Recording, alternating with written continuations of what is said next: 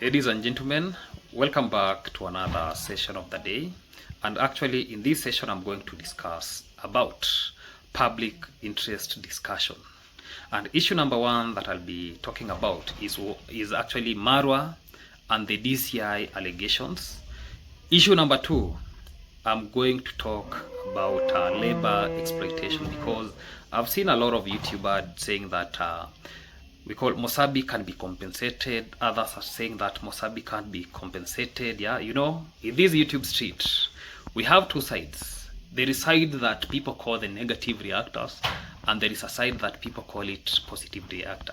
So to start with, there is a claim circulating online that Marwa has allegedly reported the matter to the DCI, and JT podcast and Mosabi could allegedly face arrest. Again, allegedly. Why is this drawing attention? Because it raises serious questions about freedom of speech, public interviews, employer-employee disputes, power imbalances, and the use of law enforcement in civil matters. And when public discussion reaches this level, silence is no longer neutral. Let me say this. In Kenya, some people believe that Kenya as a country, because this is the way people perceive that Kenya as a country, somebody cannot get justice, especially when somebody who has money is handling a case against you. Let me say this.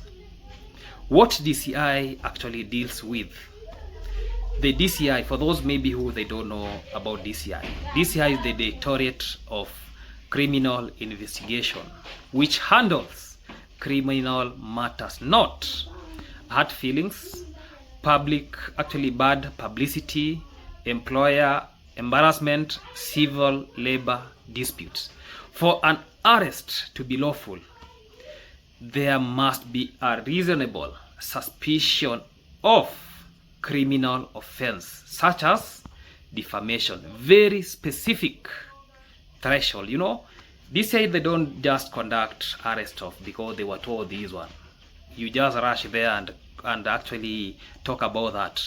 Yeah. Another issue that DCI handle is about false publication with malicious intent. Another thing is about threats, incitement, forgery, and fraud. Those are the issues that DCI in Kenya handle. And a podcast interview alone does not automatically qualify that. Yeah? It is important to say this slowly. Giving an interview, sharing personal experience, explaining one's working condition, describing one's feeling, these are not crimes on their own. Even controversial speech is protected unless it crosses specific legal lines. That is why many people are really concerned. Let me say this. Why arrests in such cases are controversial? If arrests were to happen, again, allegedly, it will raise concern such as, are civil disputes being criminalized? Is power being used to intimidate speech? Are workers being punished for speaking? And is law enforcement being used as a leverage? Having said this, these are the questions, not accusations. Let me talk about JT podcast position, because this is an analytic view. JT is a platform host. A host asks questions, provides space of speech, does not automatically on every statement by a guest. If the host were criminally liable for every guest claim, no interview will be safe. This is why media law protects journalists, podcasters, interview platform, as long as there is no incitement or malicious fabrication. There is no case there. Let me talk about Mosabi's position, because here the critical point. Mosabi spoke about actually his lived experience. Truthful or not, courts treat personal actually experience differently from allegation, and testimony different from propaganda. Silencing a worker for narrating their experience sends a chilling message, because speak and you will be punished. That is why people are paying attention. Yeah, let us be honest. When a powerful influencer faces a former employee and podcast host, the law must be applied carefully, or it becomes a weapon. So power imbalance is where justice systems are tested most. And let me say this: if complaints were filed, possible outcomes include: first, statement recorded, not arrest. Number 2, summons instead of arrest. 3, civil defamation suit, not criminal. 4, mediation. And 5, no case at all. Arrests are not automatically and are often a last resort. Let me say this: even the mention of DCI creates fear, silence, retraction, pressure to apologize, and public confusion. Sometimes the goal is not persecution, it is difference. That is what I can really say. This is why public discussion matters. And having said this, if interview leads to arrest, podcasts die, whistleblowers go silent, workers are trapped, abuse remain hidden. This goes beyond Marwa, JT, or Mosabi. It affects everyone in the entire nation. If you come from Nairobi, if you come, I don't know from where, because we have already seen that even politicians, they have actually what we call interviews. Presidential candidate, what we saw in 2022, we had that debate of the presidential candidate. There was that interview, and this is just, even we have been having a lot of interviews when it comes to radio station, and somebody can speak the way they want. The likes of Miguna, the fearless Miguna. These are one of the people who can come to the media house and speak anything that he wants to speak, because he believes that there is that freedom of speech. Let us be responsible, because justice should look like a mature approach that will involve criminal, actually not even criminal, civil channels, dialogue, and actually we have clarifications, legal notices, right of reply, and due process. Not fear, no intimidation, no silence. And I'm not here to decide guilt. I'm here to ask, are we protecting the speech?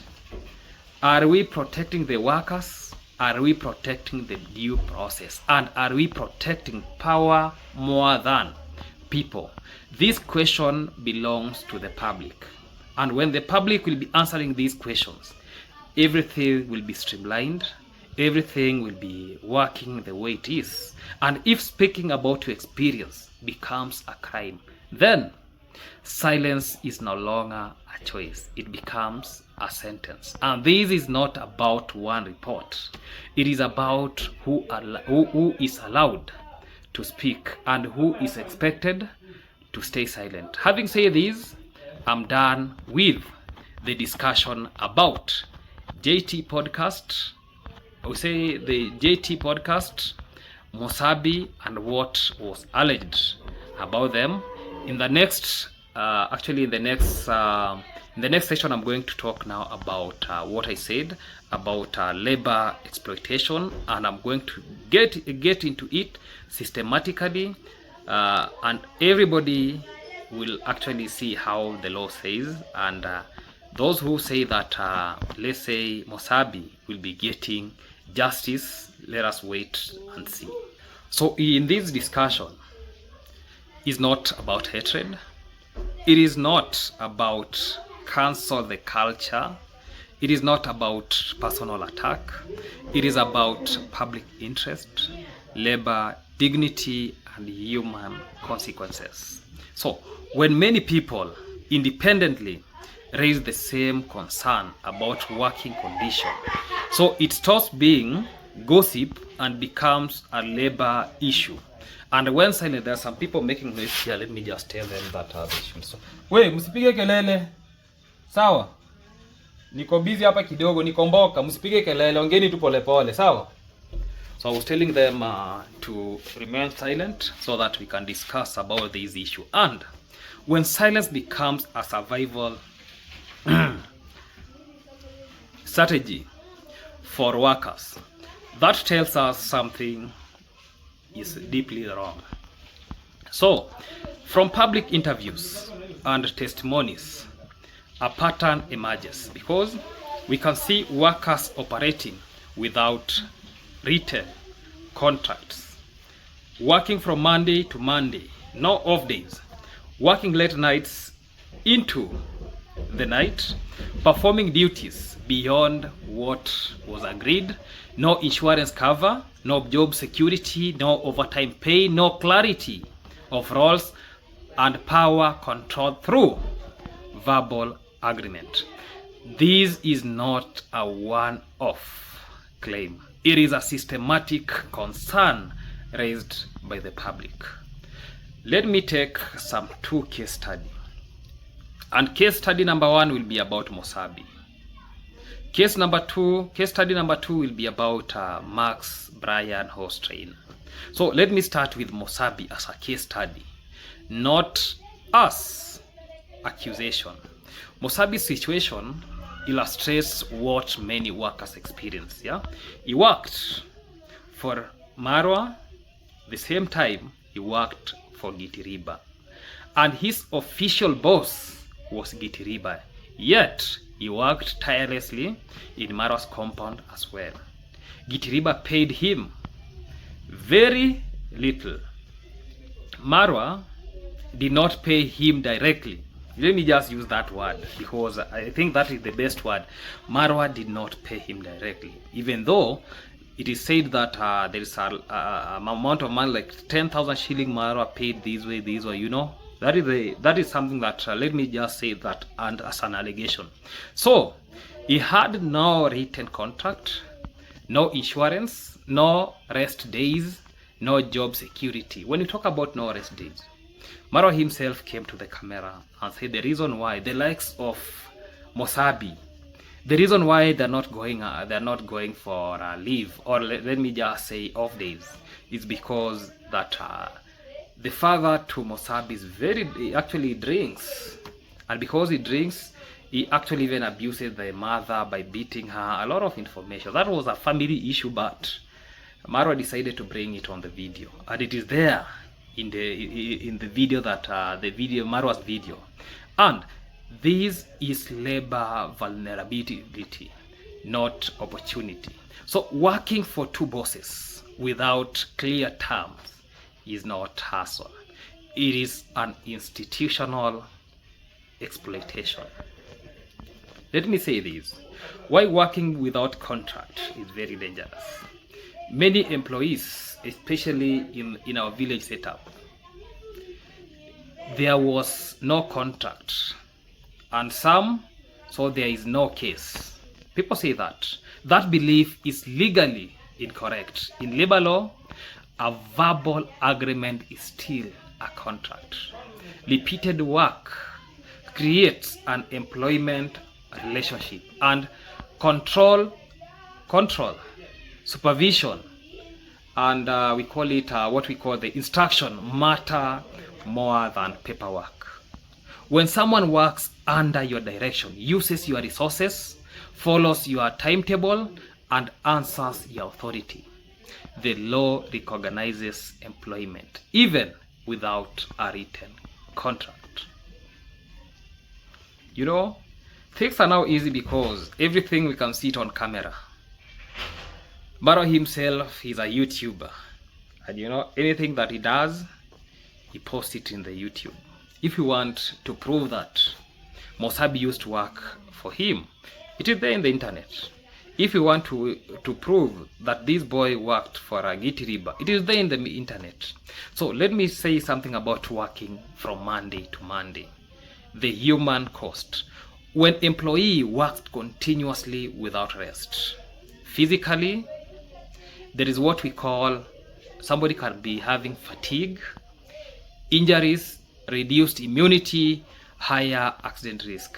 And when it comes to mentally, because somebody becomes exhausted, burnouts, fear of dismissal, silence as survival, and loss of confidence. And socially, there is most of these people, you see that they tend to isolate from the others. Some of them lose what we call the family connection, like Mosabi lost family connection and dependence on employer. This is how exploitation sustains itself, through exhaustion and fear. That is the case study of Mosabi. Let me talk about Max horse trainer, a second pattern. I know people already know about Max the horse trainer. It was there in the video, even though that story is like diminishing in the internet.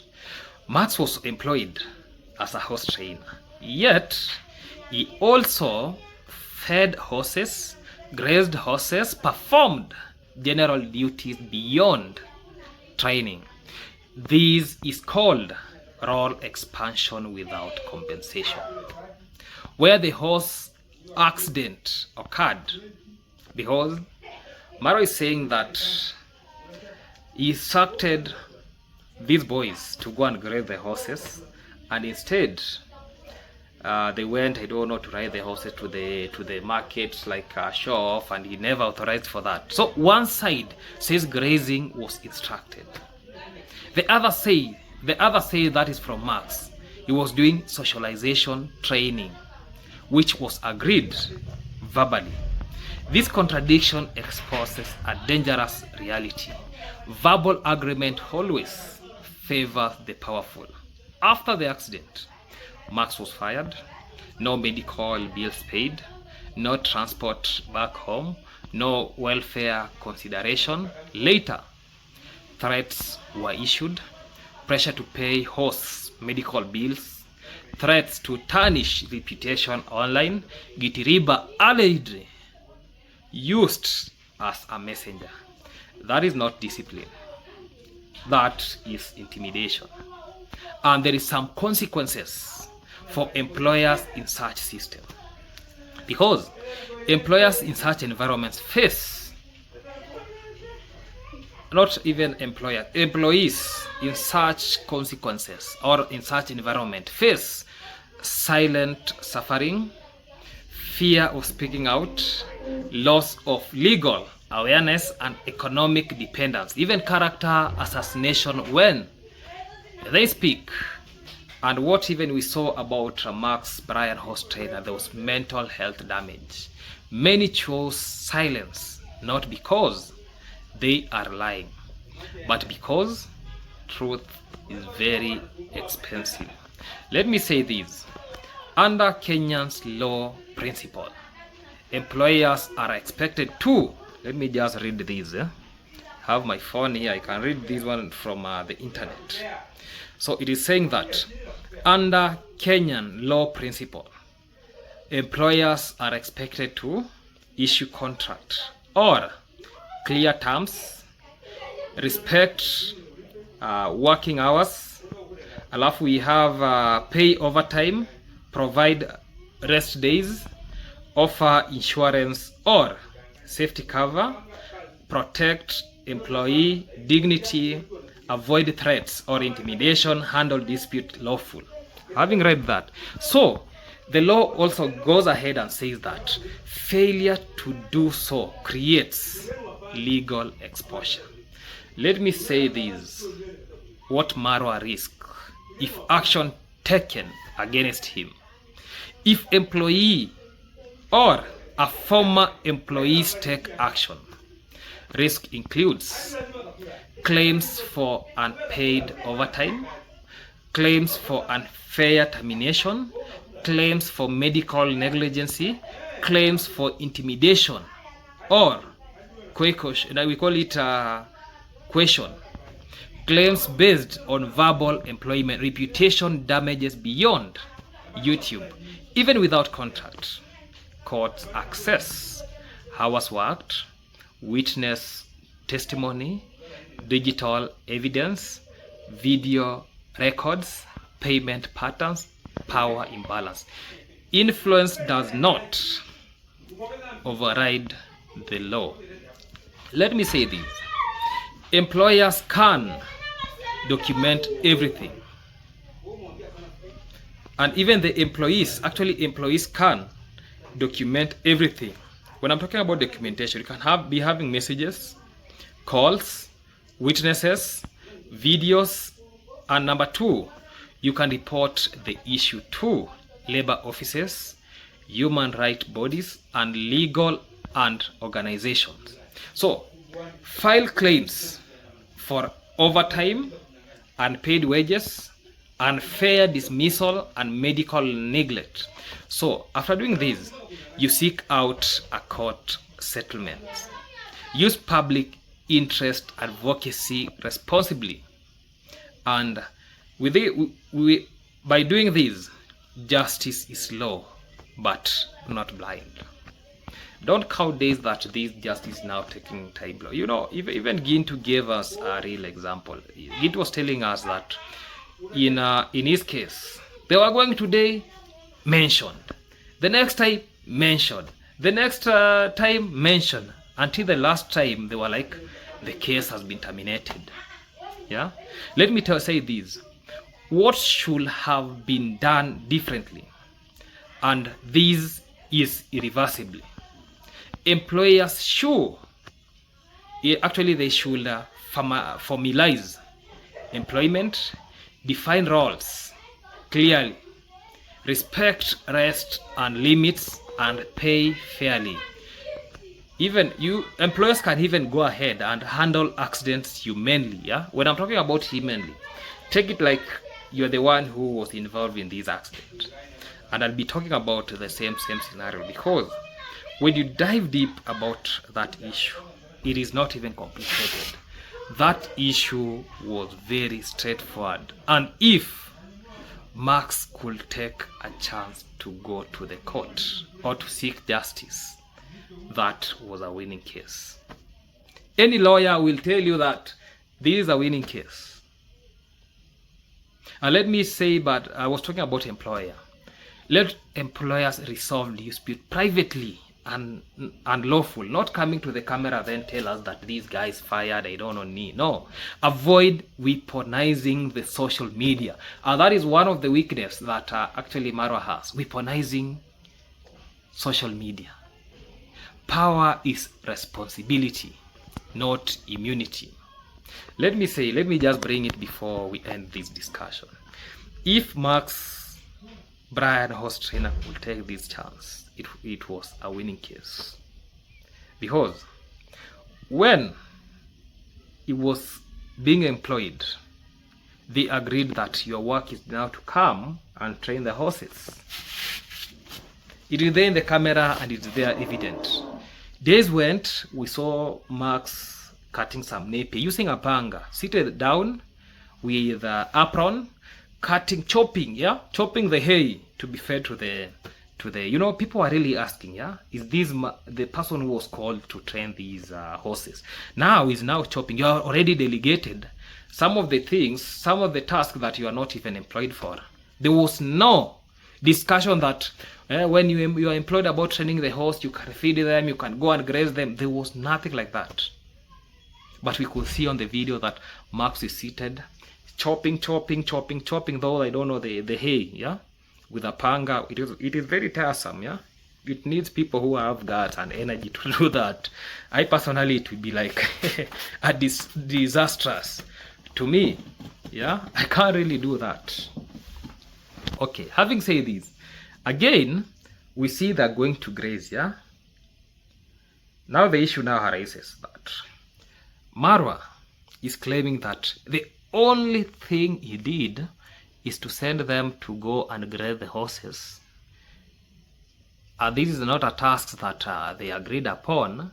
So when the accident happened, he says that this guy went to do his own things at the marketplace. This person is supposed to pay, a lot of issue. Let me say this. You know, if Max, all Max lawyers say this, these people agreed about training the horse. And training session, one of the part of training session is about socializing, where you take animals to the marketplace, where you take animals where people are there in roads, so that they can even socialize with people and actually be friendly to the animal. That alone tells you that Max was within what they agreed with Marwa. And Marwa is very wrong. When you tell us that you instructed them to go and graze, who told you Max was supposed to go and graze those horses? Nobody told you that. That ties you down. Yeah? Having said this, Mosabi silence, Max struggles are of public concern. And these are not coincidence. These are symptoms of system where workers fear speaking, power speaks louder than the truth, silence becomes self-defense, and this conversation is not about destroying anyone.